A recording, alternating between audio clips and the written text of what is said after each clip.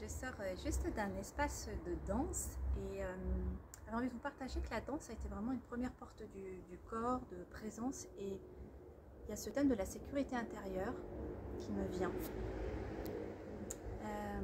La sécurité intérieure, c'est pas un concept dans les temps là qu'on vit où il y a beaucoup d'énergie, de questionnement, où on peut être débordé par ses émotions, on a cette dispersion mentale, on est la plupart du temps très occupé là dans notre tête et on a été beaucoup entraîné finalement à entretenir cette réflexion intellectuelle et on a complètement mis en coulisses toutes nos perceptions sensorielles.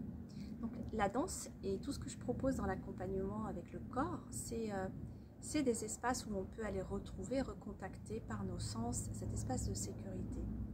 Pour moi, la sécurité, c'est ce sentiment d'être en sécurité, c'est justement de pouvoir libérer toute la charge émotionnelle, d'avoir des espaces d'écoute pour aussi libérer toutes ces petites voix qui s'écoutent dans nos têtes et de revenir à ce territoire intérieur, à cet ancrage, à ce contact profond de soi, par le souffle, par des jeux d'impro.